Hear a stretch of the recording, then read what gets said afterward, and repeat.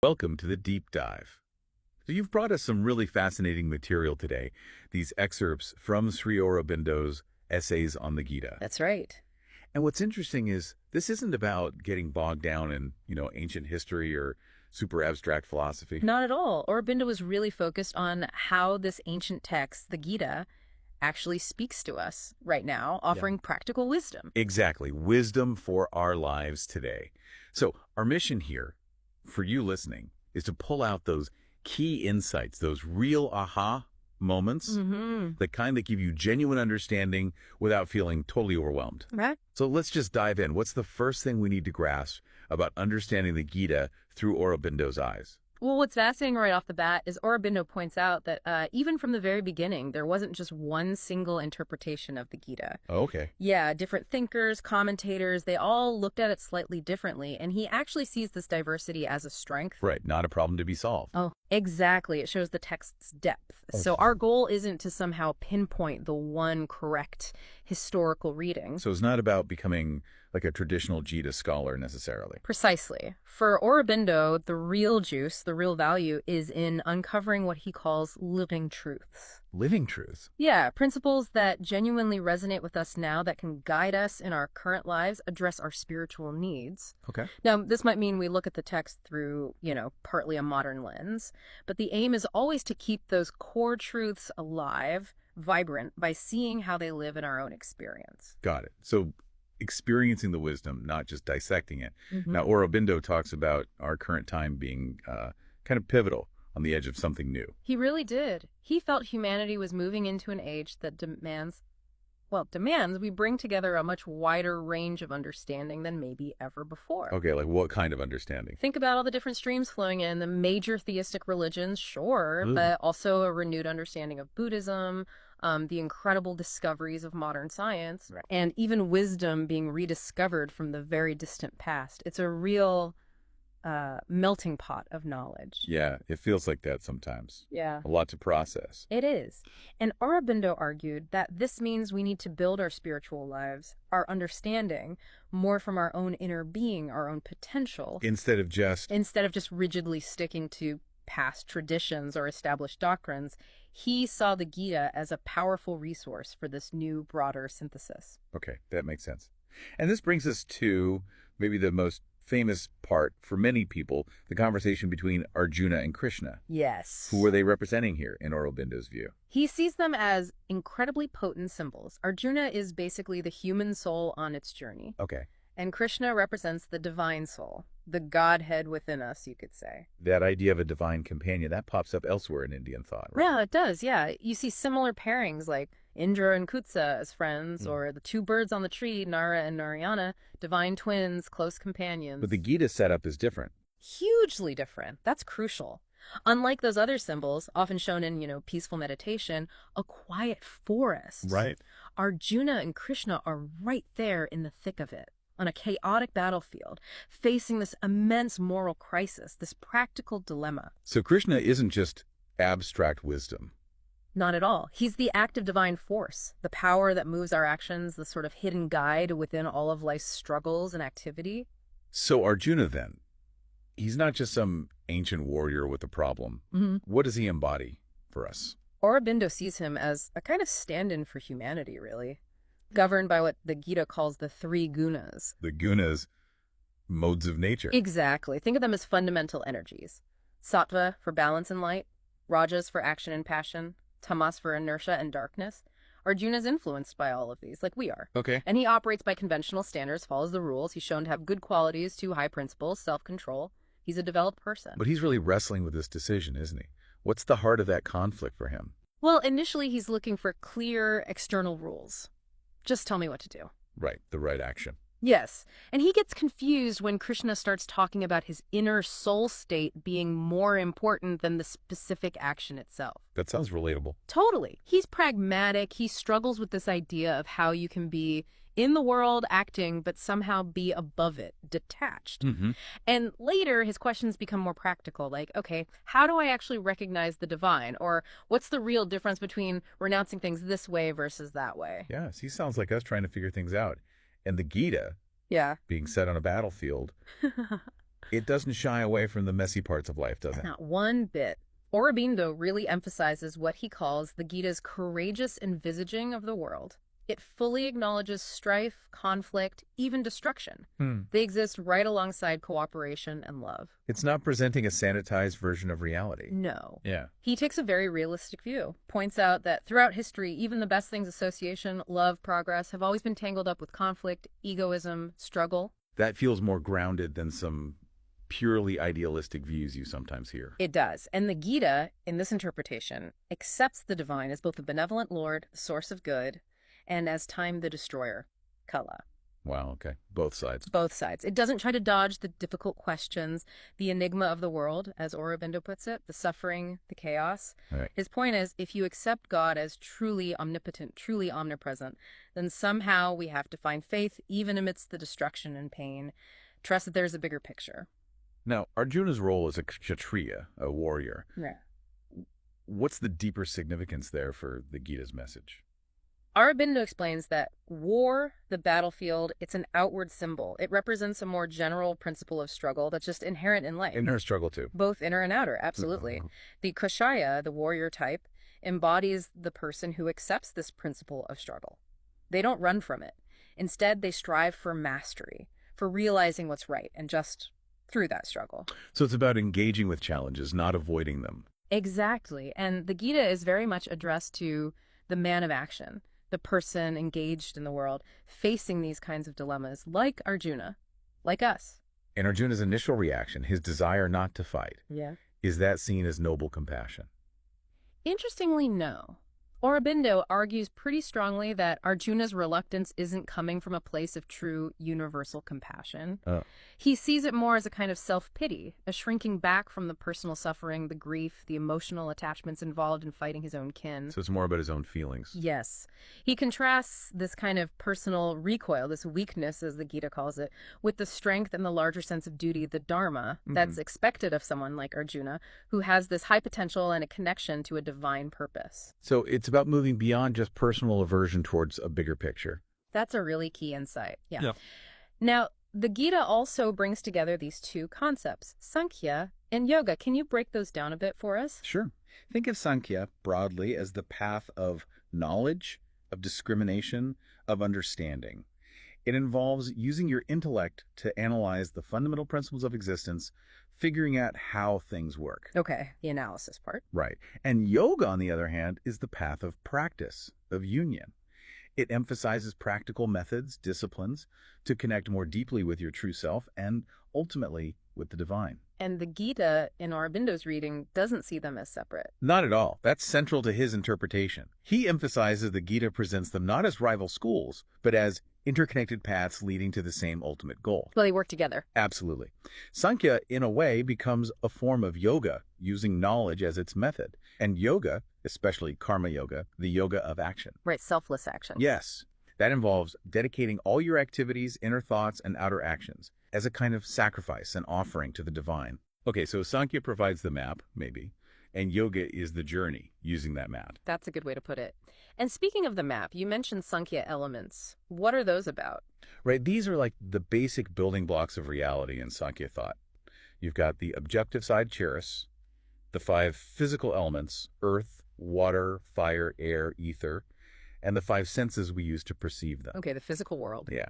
And then there's the subjective side, our inner faculties, things like buddhi, which is our intelligence or discerning faculty, ahankara, the ego sense, the feeling of I, manas, the thinking mind, and then the 10 sense functions, 5 for perception, 5 for action. Wow, that's a pretty detailed map of, well, everything. It's very comprehensive. It covers the external world and our internal experience. Mm-hmm. And Aurobindo makes this really fascinating side note. He suggests that even these seemingly mechanical forces of nature, these elements, possess a kind of underlying, almost inconscient will and intelligence. Inconscient. Like, not conscious in our way, but still directed. Sort of, yeah. It's a deep point that actually resonates a bit with some modern scientific ideas about emergent properties or inherent information in the universe. That is fascinating. Yeah. Okay, let's talk about renunciation versus this yoga of works.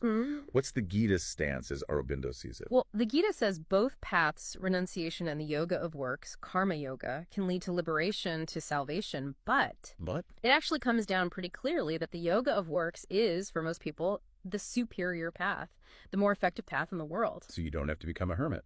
Not necessarily. The core idea is becoming a sannyasin, a true renouncer, while you are fully engaged in action. How does that work? By being free from selfish desires and the pull of dualities, pleasure, pain, success, failure, acting without being attached to the results. So the renunciation is internal. Exactly.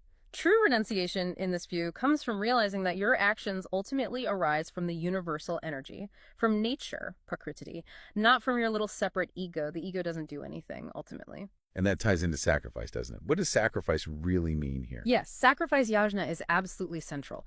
But it's not primarily about rituals, though it uses that language. In the Gita's context, it means performing your actions without ego, without craving the fruits of the action, Okay. and directing the action, offering it towards the divine. The key is that any action can be done in the spirit. Cooking dinner, doing your job, anything. How so? By recognizing that fundamentally all of existence, all the activity of nature, is ultimately for the divine. It exists within the divine. Egoism, thinking I'm the doer, this is for me, that's the knot that binds us. And acting Godwards, as Aurobindo might say, is the way to freedom. That's the essence of it. Yeah. And he points out how the Gita cleverly reinterprets the old Vedic symbols of sacrifice. Ah, right. The fire, the offerings. Yeah. They become psychological. The fire might be self-control. The offerings could be your senses being purified or your vital energy, or even the offering of self-knowledge itself into the divine consciousness. It's all internalized. Very cool. Let's shift gears slightly to the divine itself. The Gita talks about avatarhood, God taking human form. What's Aurobindo's take on that?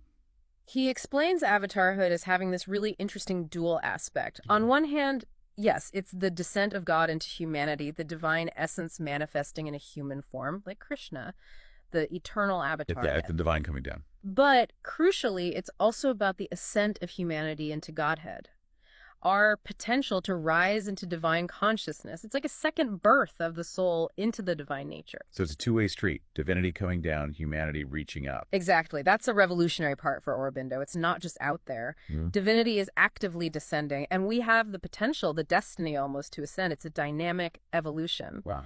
And upholding Dharma righteousness, the right order of things, is kind of the groundwork, the condition needed for this higher aim, the soul's transformation. He sees figures like the inner Christ or Krishna or Buddha as the primary reality of this avatarhood within us. A potential within everyone. That's powerful. What about equality? The Gita emphasizes equality. How does Aurobindo frame that? He really stresses that the Gita's spiritual equality goes way beyond just, a philosophical idea or a kind of religious resignation. How is it different from other ideas of equality? Well, he contrasts it. You have Stoic equality, basically, enduring hardship equally well, or philosophical equality, a kind of detached indifference, or even some forms of Christian equality based on shared submission or creaturehood. Okay. The Gita's equality, he argues, is rooted much deeper. It comes from the direct realization that the same divine spirit dwells within all beings. So it's based on that oneness. Exactly. And that realization naturally leads to genuine sympathy, empathy, a felt sense of oneness with everyone and everything. It's not just intellectual. And how does knowing this, feeling this equality, affect how we should act? Well, by living more from that higher self, that place of oneness, which you achieve through integrating selfless action, karma yoga, and true knowledge, jnana yoga, you start to transcend being enslaved by the lower nature, the gunas. You're not just pushed around by your moods or impulses. Right. You connect with the Ishwara, the Lord of Nature, the divine aspect that guides everything. And you can actually learn to consciously use the forces of nature for the divine will, rather than being swept away by them because you're identified only with your limited ego mind. What about nirvana? Often that's seen as like dissolving into nothingness. How does that fit in here? That's a really important clarification Aurobindo makes. Yeah. Nirvana, or liberation, in the Gita's context, isn't necessarily the end of existence or consciousness. It's not dissolution. No. No. He shows it's actually compatible with world consciousness, with continued action in the world. The Gita itself says that sages who attain nirvana are engaged in the good of all creatures. Sarva Buddha Hydrata. So they don't just check out. Exactly. What is extinguished is the limited, separative ego consciousness, the sense of being a small, isolated self. That dissolves into the larger universal reality. But the essential being remains capable of action. So liberation allows for more effective action, maybe? Precisely. It leads to the state of desireless action, karma yoga, mastering the senses, freeing yourself from craving and aversion. This is crucial for the true soul life. You act without attachment to the fruits, dissociating the action from the ego. You need that inner stillness, that quiet mind, to realize the calm, blissful self within. Now, the Gita also mentions two natures, prakriti. What's that about? Right. There's the lower nature, the phenomenal material nature, the one operating through the three gunas we discussed, full of change, limitation. Okay, the everyday reality we experience. Pretty much. But then there's a higher spiritual nature, the paraprakriti. This is the divine's own conscious power, the divine will in action. And that's the source. Aurobindo explains, yes, this higher nature is the true origin of cosmic existence. The lower nature is just a derivation, a kind of obscured representation of it. In the higher nature, consciousness, purusha, and energy, prakriti, are one unified reality. And is there something even beyond that? Yes, this is another key concept. The Purushottama, the supreme divine person. Purushottama. He is beyond both the immutable, unchanging absolute, Akshara Brahman, and the mutable, changing nature, Kshara Prakriti. He encompasses and reconciles both. Okay, holding both stillness and action. Exactly. And Aurobindo emphasizes that our own inherent nature, our individual swabhava, is actually the active power, Shakti, of this supreme being manifesting the cosmos. So God isn't just impersonal void or unchanging silence. God is also the dynamic personal source of all this becoming. We are part of that oneness. So bringing it all together then, Yeah. what's the ultimate path the Gita lays out, according to Aurobindo, for someone listening, for you or me? It culminates in realizing what the Gita calls the supreme secret. The reality of this transcendent Godhead, the Purushottama, who is simultaneously all that is, and yet infinitely beyond the universe. Wow. And the path to reaching perfection, to realizing our unity with him, involves a whole-souled adoration, a complete self-giving, a surrender to this divine source of our being. It means using divine yoga to transcend the limits of our ordinary phenomenal nature. And recognizing the divine isn't just out there. Absolutely key. Recognizing the divine is immanent, present within all creation, within our own bodies and consciousness, whether veiled, as it usually is, or manifest, like in an avatar, understanding deeply that all is Vasudeva, all is the divine. So how does that deep understanding shape our actual day-to-day actions? Well, that true knowledge, which isn't just intellectual head stuff, but an inner realization, it naturally blossoms into love, into adoration, bhakti. Okay. And that love and knowledge then translate into offering all our works, all our life energy as a sacrifice, as devotion to that indwelling divine, the Ishwara. It's a complete integration. Mind, heart, and will all working together. Perfectly put. It's an integral union. True knowledge sparks the impulse for oneness, which fuels the heart's devotion, which directs the will into selfless action, all arising from seeing the divine origin in everything. It sounds like a very whole approach to spirituality and life. It absolutely is, and this leads to another really practical point Aurobindo highlights, the importance of swabhava and swadharma. Right. One's own nature and one's own duty. Yes. Understanding and living according to your own unique inherent nature, swabhava, and the way of action that naturally flows from it, swadharma. So don't try to be someone you're not. Exactly. The Gita is quite clear. Acting according to your own nature, even if it seems less perfect than someone else's path, is far better, far more effective spiritually than trying to force yourself into another's mold, another's dharma. Even with the traditional four types, Brahman, Kshatriya, etc. Yes. While Aurobindo acknowledges that fourfold division as representing fundamental tendencies in human nature, knowledge, power, production, service, the core message is that anyone, regardless of their social role or perceived limitations, can reach spiritual perfection. Wow.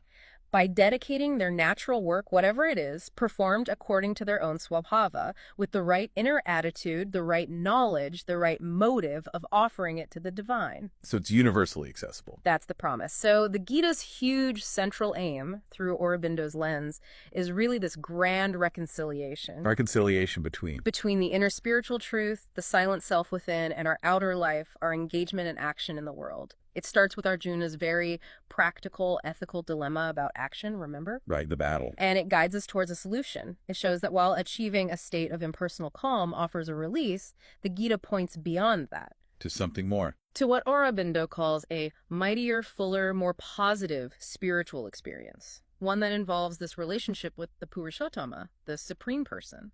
It allows for both spiritual universality and a perfected, unique individuality simultaneously. That's a complex idea, both universal and individual. It is, and the culmination, the highest state described, involves supreme bhakti and intense love and devotion for the Purushottama. Which arises from? Arising from that prior realization of oneness and equality. It's not blind faith, it's devotion born of knowledge. I see. And in that state, continuous action, karma yoga, done while being consciously lodged in the divine, becomes this powerful means of attaining the eternal status, helped by divine grace. So action doesn't stop, even at the highest level. No, this liberated action flows from the self, from the divine within. It becomes part of the universal action, driven by the transcendent Shakti, the divine power itself. That's a really comprehensive vision. So if we were to boil it down, what are the main takeaways for us from this deep dive into Aurobindo's Gita? I'd say first, that absolutely vital connection he draws between our inner spiritual life and how we actually live and act in the world. They aren't separate compartments. Right, integration. Second, the profound significance of understanding and aligning with our own unique nature, our swabhava. Finding our path, not just copying someone else's. Mm-hmm. And third, that really powerful concept of the divine as being both transcendent, beyond everything, and immanent, dwelling right here within us and within all things. And the Gita, through Aurobindo's interpretation, offers a path to liberation, to wholeness, using this dynamic blend of knowledge, love, and selfless action. That sums it up beautifully, yes. So here's a final thought for you to maybe mull over.